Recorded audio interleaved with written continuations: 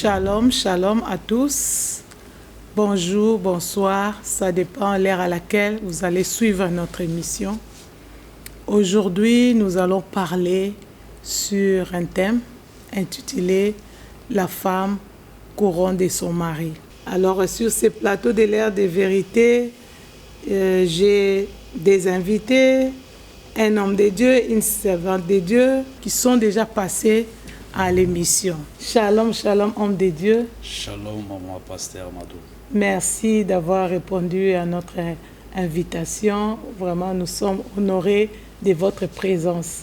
Ça, c'est pour la deuxième fois que vous êtes là sur le plateau de l'ère des vérités pour vraiment apporter un plus à la foi d'un tout et chacun de nous.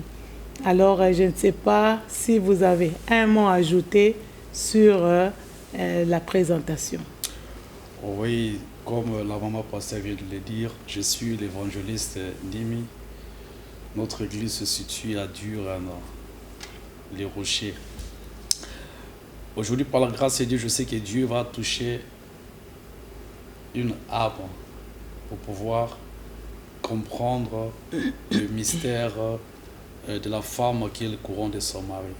Et je suis béni d'être pour la deuxième fois, encore une fois de plus, invité dans ce plateau. Que Dieu vous bénisse. Amen, amen. Que Dieu soit loué. Alors, à ma gauche, il y a une servante de Dieu, évangéliste Bella Alegria, qui est passée déjà 2 fois. Ça, c'est la 3e fois. Alors, nous sommes aussi honorés de la recevoir encore sur ce plateau de l'ère des vérités pour partager avec nous la parole de Dieu. Shalom, shalom, femme de Dieu. Shalom, shalom, servante du Seigneur. Merci beaucoup vraiment d'avoir répondu à l'invitation. Amen. Vraiment que Dieu soit loué pour votre présence. Amen. Je ne sais pas si vous avez encore un mot à ajouter sur la présentation. D'accord. Tel que maman vient de dire, c'est pas pour la première fois, ni pour la deuxième fois, c'est maintenant la 3e fois sur ce plateau. Et je suis tout d'abord très reconnaissante vraiment, encore une fois, pour cette invitation. Amen. Et tel que l'homme de Dieu vient de dire, je suis vraiment ravie et très bénie. Je suis aussi persuadée que le Seigneur ce soir va toucher quelqu'un, va parler à quelqu'un à travers la parole de ce soir. Je suis l'évangéliste Bella et servante de l'Éternel, et je suis à votre disposition. Restez bénis. Amen, amen. Vraiment, je vais poser la première question à l'homme de Dieu. Homme de Dieu, dis-nous, qu'est-ce que la femme, selon la parole de Dieu, selon le monde? Oui, que ce qu'est la femme, c'est une très belle question. Normalement, quand nous parlons de la femme, nous voyons le sexe opposé de l'homme. Une jeune fille qui a déjà atteint l'âge de 18 ans, c'est une femme.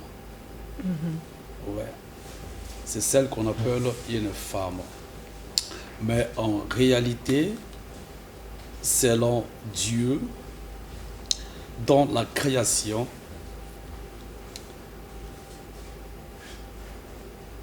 je continue? Oui.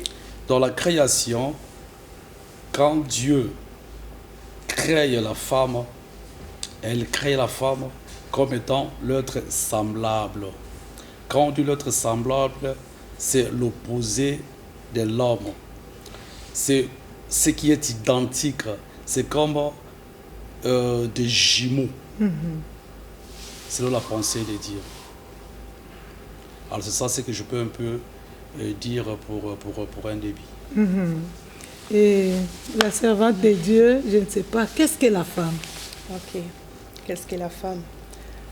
En tout cas, par la grâce de Dieu, moi je dirais aussi, étant que femme, que la femme, tout d'abord, selon les Écritures, nous devons regarder aussi dans les Écritures.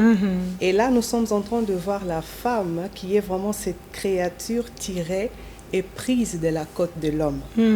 Dans Genèse 2, 22 à 23, on nous dit que là, on nous révèle d'où est-ce que la femme est sortie réellement, sa source de provenance. On nous dit qu'elle est l'os des os, on nous dit qu'elle est la chair de l'homme. Voilà pourquoi elle est appelée femme. Et puis la première personne qui a vu cette créature pour la toute première fois, c'était Adam.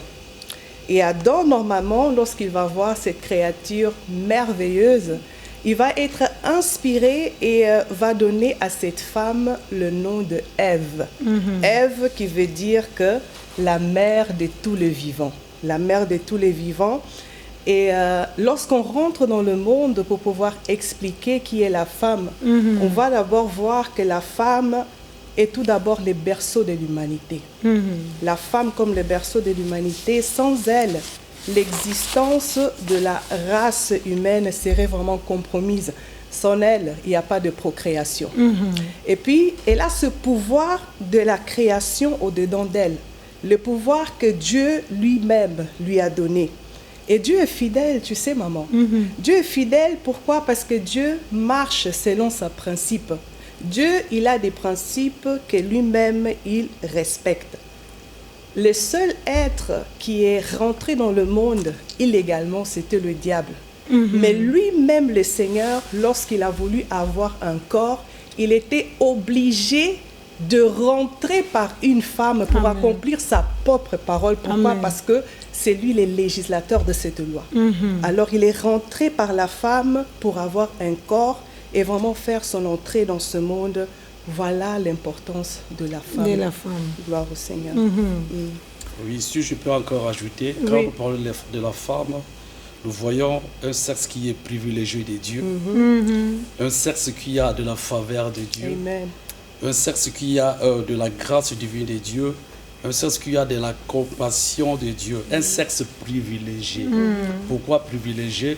Parce que quand Dieu tue la femme dans l'homme, c'est la pensée prochaine de Dieu. Parce que dans la pensée de l'homme, il ne voit pas la femme et l'homme comme deux personnes. Dans la pensée de Dieu, quand Dieu regarde l'homme et la femme, Dieu ne trouve en eux qu'une seule personne par rapport à sa révélation de l'épouse aussi. Et pour la toute première fois que le mot femme a été prononcé dans la Bible, c'était dans la bouche de l'homme. Il a dit, cette fois-ci, on l'appellera femme. Donc, l'os de mes os. Pourquoi l'os de mes os? Parce qu'il a été tiré de l'homme. Et la Bible dit aussi, qu'est-ce que la Bible nous dit?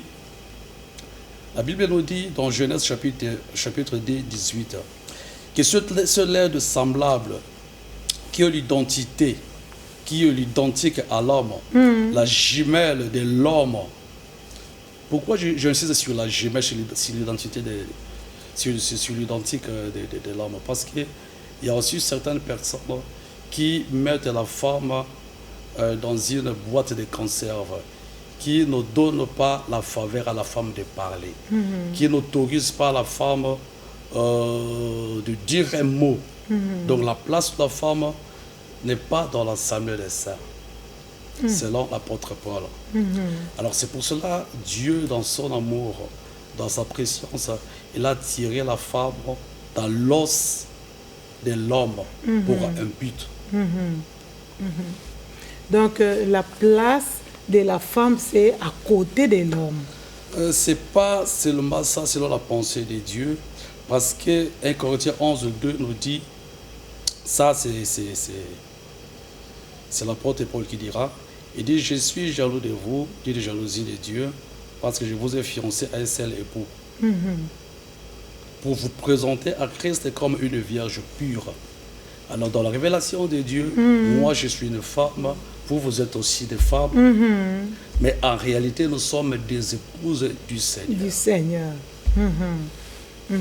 Donc la femme c'est plus dans la chair. La femme c'est plus dans la chair. Mais spirituellement, vous êtes l'épouse du Seigneur.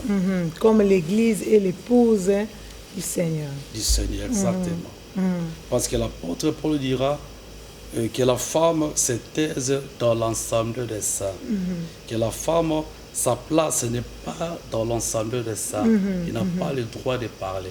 Mais comme étant l'épouse L'épouse du Seigneur doit ouvrir la bouche dans l'ensemble de ça et parler du Seigneur. Ah, donc l'apôtre Paul a parlé de la femme, À parler de la femme. mais pas de l'épouse. Quand nous entrons dans le domaine de l'épouse, nous voyons que nous avons beaucoup plus d'importance pour une femme. Ah bon?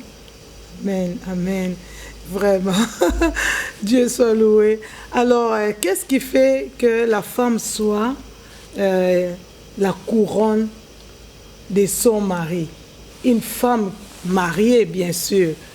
Donc, Une femme mariée est une couronne de son mari, ce n'est pas par hasard. Normalement, une femme mariée est une couronne de son mari selon sa vertu, selon ses qualités, selon son bon sens.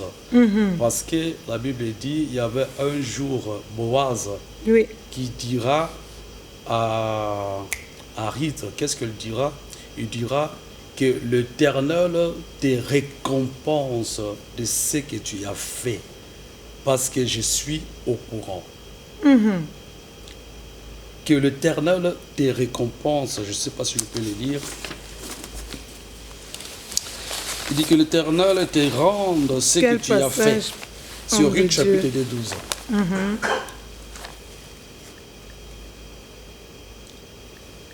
Ruth 12.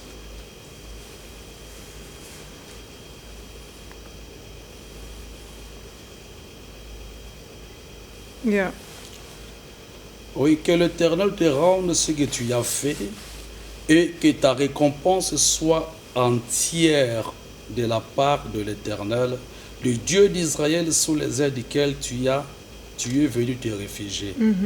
Donc la femme qui a une couronne pour son mari, c'est pas par hasard. C'est une femme qui a ses qualités de vertu, son bon sens. Pourquoi il dit ça? Parce qu'il dit, on m'a appris ce que tu as fait pour ta belle-mère quand ton mari était décédé. Une femme qui a une couronne pour son mari est une femme aussi qui est convertie dans le Seigneur. Cette femme, qu'est-ce qu'il dira un jour? Il dira à sa belle-mère, ne me presse pas de te laisser. Parce que là où tu iras, là où j'irai. Ton peuple sera mon peuple. Ton Dieu sera mon Dieu. Ça, c'est la conversion. Parce que cette femme-là avait d'autres dieux. Et comme elle avait d'autres dieux, elle a fait une conversion.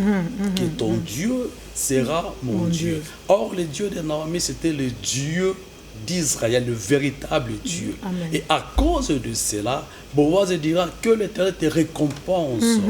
Alors tu ne peux pas être une femme couronnée ou bien une couronne de votre mari si tu n'es pas converti, si tu n'as pas de bon sens, si tu n'as pas de qualité d'une femme. Servante de Dieu, vous avez un mot à ajouter? Par rapport à ça, je peux dire que ce n'est pas toute femme. Ce n'est pas toute femme qui peut être une couronne pour son mari. Alors, ce qui nous rend en tant que femmes, que nous soyons exceptionnelles, que nous soyons une femme mise à part, comme le papa avait dit tout à l'heure, une femme graciée. C'est tout d'abord vraiment de connaître la personne de Christ. Connaître la personne de Christ. Et puis, des deux, la femme qu'on qualifie comme la femme qui est la couronne de son mari, était tout d'abord une femme qui est pleine de qualités, qui est vraiment pleine de qualités. Et ce sont ces qualités normalement qui approuvent qui elle est, elle est vraiment. Et puis, je lis aussi des différentes versions, par exemple en anglais. Il y a de ceux qui disent une femme noble, une femme capable, une femme de grand cœur, une femme disposée. Non? Ce sont vraiment des qualifications qui accompagnent une femme qui doit être vraiment cette couronne pour son mari. Un jour, j'avais posté sur mon Facebook, sur le mur de mon Facebook, et je parlais du proverbe 31. Là, on parle de la femme vertueuse, cette femme normalement qu'on est en train de partager aujourd'hui. Et quelqu'un m'a écrit, il m'a posé la question, c'est quoi au juste les vertus? Voilà. Et je veux dire par là que les vertus ce sont des qualités, des efficacités, un pouvoir, une valeur, du courage, vraiment une bonne disposition de faire de bonnes choses. Voilà, ce sont là les vertus. Et on a qualifié cette femme comme une femme vertueuse par rapport vraiment à ses activités domestiques, parce que cette femme vraiment, elle pointe partout.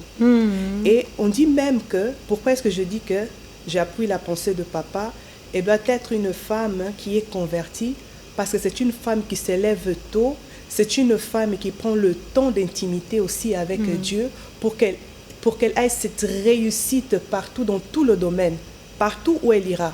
Que ce soit dans la gérance de son foyer, ses enfants, son mari, dans le travail, son business. Cette femme a de succès parce qu'elle a appris vraiment à ramasser le bois et faire toujours du feu. C'est une femme vraiment qui se cache devant la présence de Dieu. Et une femme pareille, elle est imbattable. Une femme pareille qui comprend d'abord la pensée de Dieu, si la femme comprend comment est-ce que Dieu fonctionne, alors elle sera aussi capable de tout gérer dans la vie. Et j'appelle une femme pareille, c'est une femme très dangereuse. Une femme comme ça, vraiment, on ne peut pas blaguer avec elle, on ne peut pas jouer avec elle. Elle a vraiment de capacités énormes. Et ce que j'aime ici, lorsqu'on parle d'une femme vertueuse, ce n'est pas question de beauté. Ce n'est pas question de grâce. Ce n'est pas ça, tout d'abord, qui joue un rôle primordial. Pas du tout. On parle de ce qu'elle possède. Parce que la beauté vient après. Ce n'est pas toutes les femmes, qui sont belles, qui sont mariées. Ce n'est pas toutes les femmes qui ont une grâce quelconque, grâce de chanter, grâce de faire ceci, de faire cela, que ce sont des femmes mariées. Non. Il y a des vertus que la femme doit avoir. Pourquoi la parole nous dit que la grâce est trompeuse et la beauté est aussi vaine. Non? Ça veut dire que la femme qui connaît le Seigneur, c'est la femme tout d'abord qui sera glorifiée. Et le Proverbe 31 nous dit comment est-ce que cette femme est glorifiée dans la bouche de ses enfants, dans la bouche de son mari. Et lorsqu'elle sort, le mari n'est même pas présent, mais sa façon de se présenter, automatiquement le mari est honoré, le mari est respecté. C'est là où elle fait vraiment la couronne de son mari. Et je dis encore que lorsque je parle du pouvoir d'une femme, franchement, le Seigneur nous a doté des capacités, mais beaucoup d'entre nous aussi, je parle par rapport à la femme, n'ont pas encore découvert vraiment en réalité qui elles sont. Qui elles sont. Parce que une femme peut les femmes en général, ou bien les femmes aussi chrétiennes? Je parle en général, parce qu'il y a aussi des femmes chrétiennes, des femmes chrétiennes et des femmes non chrétiennes qui ont découvert leur identité. Amen. Et sont aussi capables de bâtir. Amen. Okay? Une femme est capable de prendre un homme dans les néants. Parce qu'elle a ses capacités en elle. Elle est aussi capable de pouvoir aussi le transmettre. Amen. Être la force pour le mari.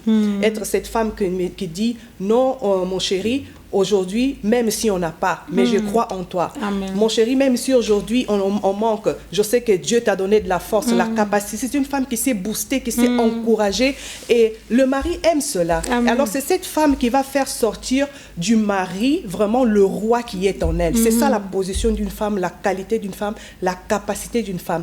De faire sortir du mari vraiment cette position de roi qui se cache au-dedans de lui.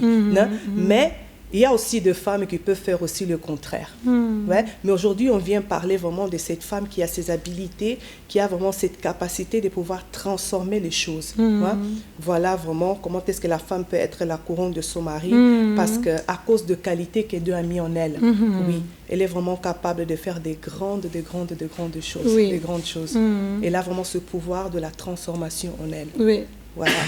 Mais il faudrait aussi qu'elle puisse se découvrir, parce que il y a de ces femmes-là qui ne se découvrent pas. C'est ça. Qui ne savent pas que je suis vaillante, et j'ai les vertus en moi. Et ce sont des femmes qui sont alors des charges pour leur mari. C'est une charge. Alors, par là, quelles sont les conséquences? Les conséquences sont, comme je viens de dire, que pour une femme qui ne se reconnaît pas. Pour une femme qui se reconnaît pas, je dis tout d'abord qu'elle est perdante. Qu'elle est vraiment perdante parce que... elle est perdante dans quel niveau? Dans tous les niveaux. Ça peut être au niveau social, ça peut être au niveau professionnel, ça peut être au niveau du ministère. Si tu ne connais pas ta position, tu ne connais pas ta valeur, c'est vraiment dommage. C'est vraiment dommage. Amen, amen. Yeah. Amen. Homme de Dieu, vous avez quelque chose à ajouter? Oui, à propos de la femme qui a eu le courant de son mari, je prends aussi l'exemple de cette femme Abigail. Cette femme Abigail, elle avait le sens d'une femme qui avait beaucoup plus de la crainte de Dieu. Cette femme avait en elle l'esprit ou bien la capacité d'intercéder pour sa maison, pour son mari. Nous voyons quand David voulait peut-être tuer sa maison, sa bénédiction, cette femme s'est levée. Elle a pris du pain, elle a pris de vin, de chèvre. Elle est allée chez David. Quand elle est arrivée chez David, nous voyons cette femme, elle s'est prosternée devant David en disant, c'est pas mon mari qui a causé du tort, c'est moi. Tu vois, une femme qui prend à la faute de son mari, qui couvre son mari, qui cache ses défauts. C'est ça, la femme vertueuse, la femme de bon sens, la femme qui ne voit pas sa supériorité par rapport, mais qui voit le danger et qui pourrait venir pour sa maison. Elle couvre ça. Elle dit, c'est moi qui a causé cet tort. Pendant que ce n'était pas elle, c'était son mari Nabal. Il a dit non, pardonne, ne tue pas, ne fais pas du mal. Et à cause de cela, David l'a épousée après. Vous voyez, quand une femme est vertueuse, elle reçoit de la récompense de Dieu premièrement et de son mari. Et à propos vertueuse, ou bien une femme vertue, je crois qu'il s'agit aussi de la grâce. Il y a aussi de la grâce, comme la servante vient de le dire. Il y a d'autres femmes qui n'ont pas ce vertu, qui ne connaissent pas ça. Parce qu'il y a beaucoup de femmes qui ne se sont pas découvertes. Qui ne se sont pas découvertes. Oui, c'est ça le grand problème. Mais il y a d'autres femmes, elles peuvent avoir 20 ans d'âge, 23 ans, 25 ans, mais elle a des capacités, elle a de vertus, elle a des bons sens. C'est pour cela, quand nous voyons peut-être cette dame qu'on a dit tout à l'heure, la femme, cette femme Ruth, elle était jeune, et voilà sa grande décision, que ton Dieu sera mon Dieu. Là où tu mourras, c'est là où je mourrai. Elle a essayé de glaner pour sa belle-mère. Elle a essayé de nourrir sa belle-mère. Et à cause de cela, Boaz le bénit et Dieu aussi le bénit. Mais il y a d'autres hommes aussi qui ne reconnaissent pas que les femmes sont une couronne. Donc, un homme marié qui ne reconnaît pas que sa femme est une couronne, ou bien elle apporte la couronne dans le couple, ou bien dans la famille. Bon, qu'est-ce qui va se passer dans ce genre de famille, ou bien dans ce genre de couple? La Seigneur, je peux? Oui, tu peux, je vais ajouter après. J'ai vraiment aimé cette question. J'ai vraiment aimé la question. Proverbe 31, c'est vraiment l'histoire du roi Lémuel qui parle de l'éducation qu'il a reçue de sa mère. Tout ce qui est vraiment illustré, cité, nommé sur ces versets, c'est un homme qui parle selon les conseils qu'il a reçus de sa mère. Ça veut dire que c'est que moi, personnellement, j'ai constaté, nous avons plus tendance, surtout nous les mamans, à vouloir trop focaliser sur les filles. À les cliquer déjà dès de ce bas âge. Une certaine éducation. Une éducation, les valeurs, les capacités d'une femme. Ce qui est très bien pour nous, les femmes. Je glorifie le Seigneur. Parce que moi aussi, je dois dire que j'ai vécu sans ma mère, j'ai grandi avec mon père, mais à l'âge de 12 à 13 ans, j'avais déjà de capacité de pouvoir de gérer la maison, mon père, faire la nourriture, s'occuper de la maison, tout ça. Mais j'étais encore jeune fille. C'est ce que j'avais écouté, c'est ce que j'avais entendu. Il y avait de mamans au foyer qui m'aidaient, c'est ça. Mais c'est très bien. C'est pour cela que ce sont des femmes fortes lorsqu'elles vont devenir avancées en âge. Mais ce que nous ne faisons pas, et c'est ça l'erreur vraiment qui est vraiment fatale. Monumental. Nous laissons les garçons toujours dans une coquille. On ne veut rien leur dire, on ne veut rien leur parler. Ce sont les garçons qui doivent toujours être à l'aise. Des fois, ils ne savent pas comment même apprécier le repas de la mère, apprécier lorsqu'on a fait ta lessive. Ils ne savent rien apprécier. Pourquoi? Ce sont déjà des choses qui ne leur ont pas été données du bas âge. Oui. Et un homme pareil, lorsqu'il va devenir un homme, ça veut dire que dans la stature d'un homme, il est un homme, mais dans son cerveau, c'est un gamin. C'est un petit garçon.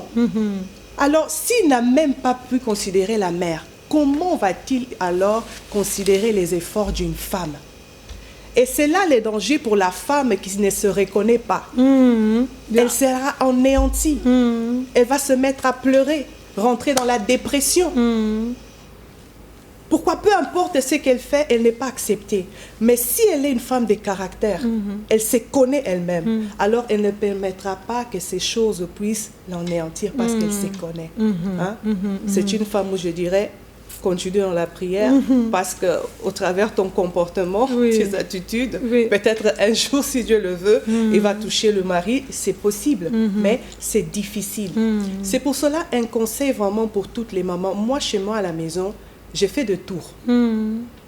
Mon garçon, tu vas rentrer dans la salle de bain, tu vas faire la toilette, tu vas faire la vaisselle, tu vas faire à manger. Ils font tout. On partage. Une semaine les filles, une semaine un garçon, l'autre fille, l'autre garçon, tous les quatre. Et je dis toujours à mon garçon, tout ce que je fais pour toi, toi aussi, un jour, tu dois aussi le faire aussi à ta femme. Tout ce que je te dis, de la même manière qu'un jour aussi, lorsque tu seras dans ton propre foyer, fais de même avec ta femme. C'est ça l'amour. Et puis lorsque la femme aussi se sent fortifiée de la part de l'homme, ça explose. Amen. Amen. Ça explose. C'est pour cela que nous devons vraiment donner vraiment à nos garçons, maintenant. Dès les bas âges. Dès les bas âges, maman, c'est très important. C'est alors qu'ils vont devenir de ces hommes-là. Qui seront de rois. Oui, qui reconnaissent. Qui reconnaissent, les hommes qui reconnaissent. La vertu de la femme. Aïe, aïe, aïe, aïe, aïe, aïe. Oui, c'est pour cela qu'il y a beaucoup de divorces. Oui. Il y a beaucoup de divorces quand le monsieur ou bien l'homme ne reconnaissent pas la valeur d'une femme. Oui, c'est pour cela. Vous voyez, c'est dans l'homme. C'est dans l'homme. Je parle de l'homme qui ne connaît, celui qui ne connaît pas Dieu. L'homme qui ne connaît pas Dieu, pour lui, la femme n'a pas assez de valeur. La femme n'a pas droit à parler. La femme, c'est elle qui s'occupe de tout. Et lui, c'est un roi qui fait absolument rien. Il y a d'autres qui boivent de la bière, qui se saoulent, et la femme va tout faire. Et si la femme ne fait rien, il y a maintenant des problèmes. Lui n'arrive pas à donner, ou bien d'être responsable dans sa maison. Il essaie un peu de négliger sa femme, ou bien de ne pas faire ce qu'il y a à lui de faire. Mais cela vient parce qu'il est ignorant. Et donc, c'est par l'éducation qu'il se sent vraiment orgueilleux pour ne pas reconnaître la place de la femme ou bien reconnaître le vertu de la femme, l'importance de la femme à ses côtés, ou bien c'est de lui-même. Parce qu'il y a d'autres, comme la servante de Dieu vient de dire, c'est une erreur. Nous nous focalisons toujours, surtout nous les femmes, sur les filles, pas sur les garçons. Ça peut venir de l'éducation des bases. Tout à fait. Oui, mais il y a d'autres aussi, ça vient par orgueil. Il veut pas, il voit ça, il sent ça, il vit ça, mais c'est par orgueil. Il y a de jeunes garçons, bien il y a des hommes qui sont très orgueilleux. Ils ne font pas la vaisselle. Ils n'arrangent rien, ils laissent tout à la femme. Mais ils ne reconnaissent pas. Il y a d'autres qui le reconnaissent, mais ils ne le font pas. Peut-être sur la table, on a mangé. Après avoir mangé, il va dans sa chambre. Il laisse tout sur la table, que la fille, ou bien sa petite fille, ou bien sa grande sœur puisse le faire. L'éducation Mais en réalité, l'homme est né comme c'est un peu égoïste. Il n'arrive pas vraiment à reconnaître les avantages ou les intérêts ou bien la vertu de l'autre. Mais d'où vient cet orgueil-là? D'où vient? C'est le manque de l'éducation dès les bas âges ou bien parce qu'ils comprennent mais ils ne veulent pas. C'est ça là où le problème. A touché à une phrase tout à l'heure. Il a dit que ceux qui ne connaissent pas Dieu, il y a des gens, il y a des hommes qui ne connaissent pas Dieu, mais qui agissent, ils agissent mieux qu'un différemment. Différemment. Ils distinguent dans leur comportement. Et surtout, et puis ils reconnaissent la présence de la femme. Le problème chez nous, c'est le problème de coutume, c'est le problème de l'éducation, parce que chez nous déjà, les papas ne font rien. Les papas ne font rien. Nous les Africains. Nous les Africains, je parle de notre communauté, je parle de nous les Africains. Un jour, j'étais avec un homme de Dieu qui se préparait pour le mariage. Alors ce jeune homme de Dieu, va dire que moi, je ne saurais pas aider ma femme parce que je n'ai jamais vu ça de mon père, il n'a jamais aidé ma mère. Même si il aurait pu prendre quelque chose sur la table là derrière, il va appeler ma mère qui est dans le salon, dans la salle de bain. « Chérie, chérie, chérie, oui, tu m'as appelé. Est-ce que tu peux me passer le verre ?» Il a dit que c'est ce que je veux faire aussi parce que mon père avait une bonne vie. Et au-dedans de moi, je me suis dit, oh mon Dieu, qu'est-ce que des fois nous impliquons vraiment inconsciemment à nos enfants. Et eux aussi, de leur part, ils vont aussi le refaire à leur tour. C'est là vraiment le problème. Chez nous, les Africains, parce que au milieu européen, je vois vraiment, ce sont des gens qui sont de païens, mais au moins, ils connaissent la valeur de la femme. Ils connaissent la valeur de la femme, connaissent la valeur de la famille, vraiment la valeur d'une équipe. Et c'est ce qui nous manque franchement chez nous les Africains. Je ne peux pas généraliser tout le monde, mais la plupart. Malgré que nous écoutons la parole de Dieu, malgré que nous prêchons la parole de Dieu, parce que tout est là-dedans. C'est ça, la parole de Dieu. Parce que Christ a sanctifié l'Église.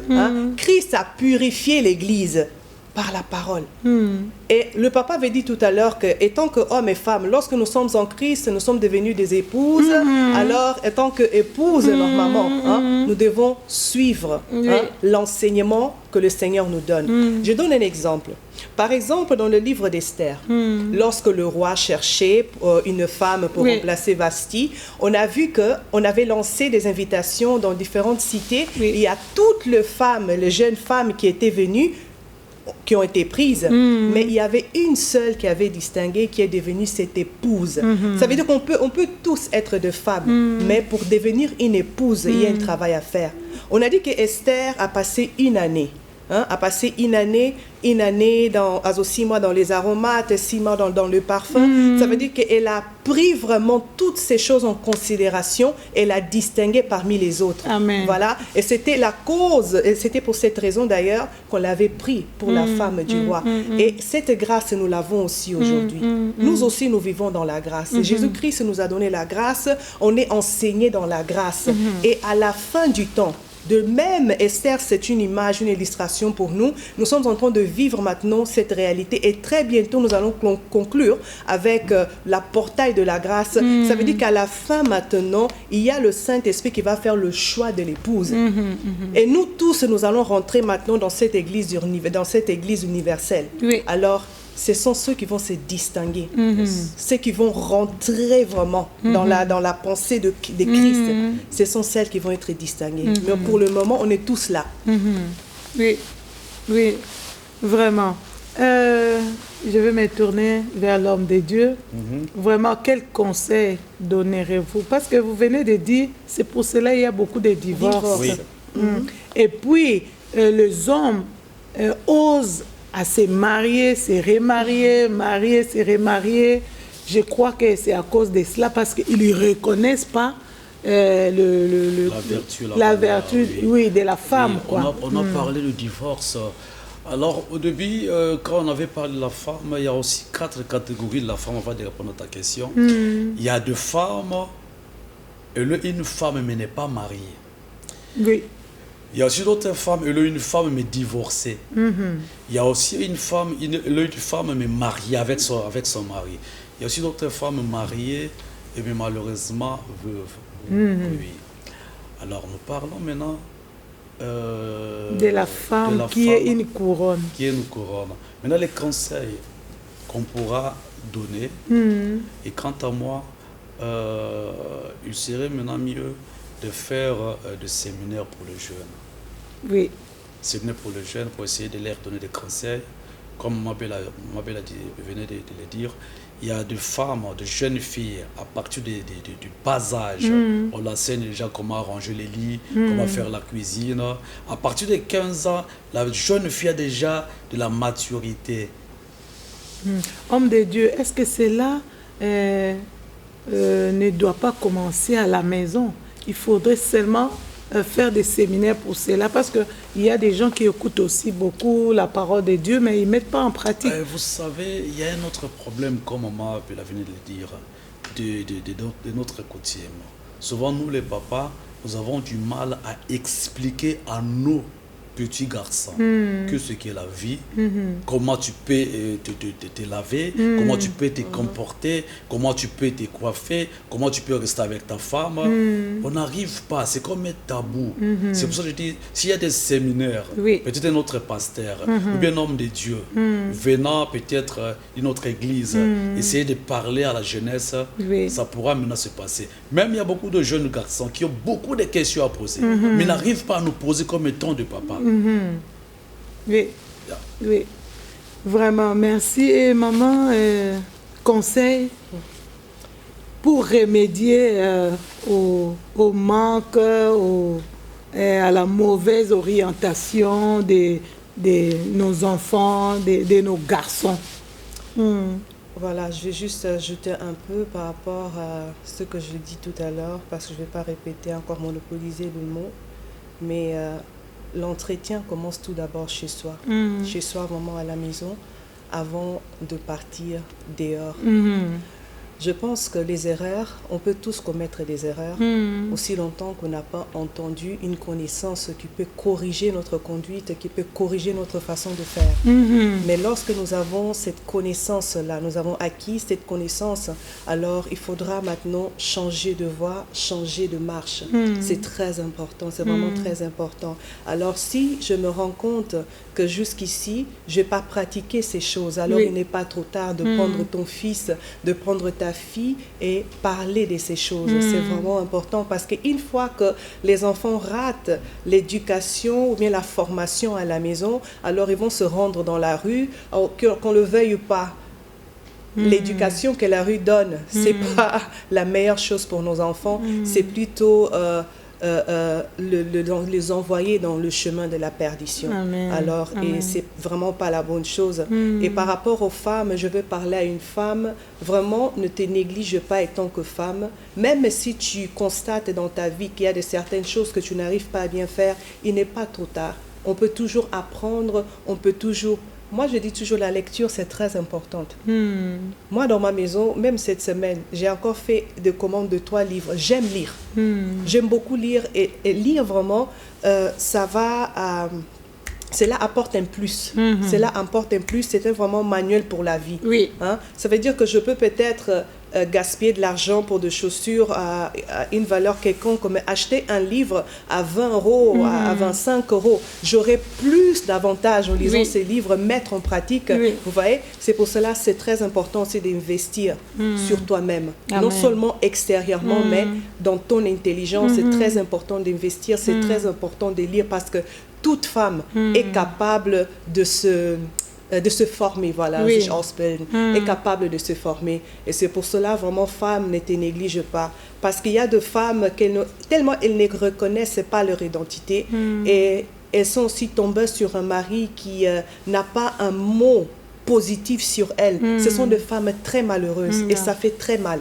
Ça fait vraiment très mal. Et si toi-même, tu ne reconnais pas ta valeur, comment est-ce que tu t'attends que quelqu'un d'autre puisse reconnaître ce qui est en toi?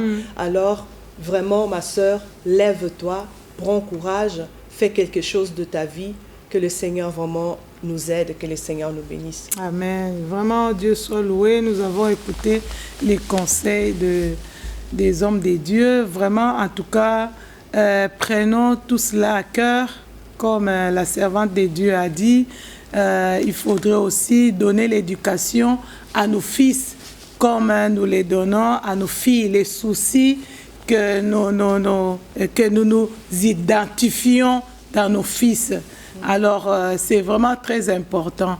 Et puis, l'homme de Dieu, merci vraiment de votre passage sur le plateau de l'Air des vérités. Maintenant, on va prier ensemble pour ceux-là qui n'ont pas, qui ne reconnaissent pas la valeur de la femme, ce que la femme apporte à ses côtés. Et puis, à cette femme-là qui ne se reconnaît pas, jusque-là, qui ne se reconnaît pas de la valeur qu'elle a auprès de son mari ou bien dans la société. C'est aussi important. En tout cas, nous allons prier pour nos bien-aimés qui nous ont suivis et puis Dieu fera des grandes choses et puis nous allons voir notre société, nos familles vraiment changer. Nous allons prier ensemble. Père, merci pour ton amour, merci pour ta fidélité, merci pour cet instant, Seigneur, merci pour la parole, Jésus, la femme, Seigneur, couronne de son mari, Jésus. C'est vrai, la femme, cette femme qui est couronne de son mari, c'est une femme aussi qui a de la valeur, Seigneur, une femme vaillante, une femme vertueuse, une femme courageuse, qui a un grand cœur, Seigneur, Père éternel. Je remets tout un chacun entre tes mains, Jésus. Laisse que tu puisses, Jésus, aider tout un chacun de nous, quel que soit l'homme, quelle que soit la femme, que l'homme puisse reconnaître la femme qui est vertueuse à ses côtés, et la femme puisse se découvrir ce qu'elle doit porter, Jésus, auprès de son mari, Seigneur. Nous te bénissons, grand Dieu, nous te louons, nous te rendons grâce. Sois loué, sois exalté, Seigneur. Merci pour ta parole, Jésus. Laisse que cela puisse demeurer dans le cœur de tout un chacun. Au nom de Jésus, nous t'avons ainsi prié. L'homme de Dieu va clôturer la prière. Seigneur, nous te disons merci, un grand merci pour cette émission. Je profite de recommander des familles et des couples entre tes saintes mains, mon Dieu, mon roi. Il y a des couples brisés, il y a de l'incompréhension, Satan terrassé, mon Dieu, mon roi. Oh Jésus-Christ, je prie afin que les hommes reconnaissent tes qualités, Seigneur, de faveur que tu as mis dans leurs femmes, afin que ces femmes soient couronnées par leur mari, mon Dieu, mon roi. Alléluia. Le Saint-Esprit de Dieu fait de sorte que des femmes, des hommes deviennent spirituels, afin que mon Dieu, mon roi, que la gloire revienne à toi et à toi seul. Merci Seigneur Jésus. Merci Seigneur Jésus-Christ. Amen, amen. Acclamons la parole. Nous sommes à la fin de notre émission. Nous allons nous rencontrer prochainement pour une autre émission, un nouveau numéro et d'autres invités. Shalom, shalom. Portez-vous bien. À la prochaine.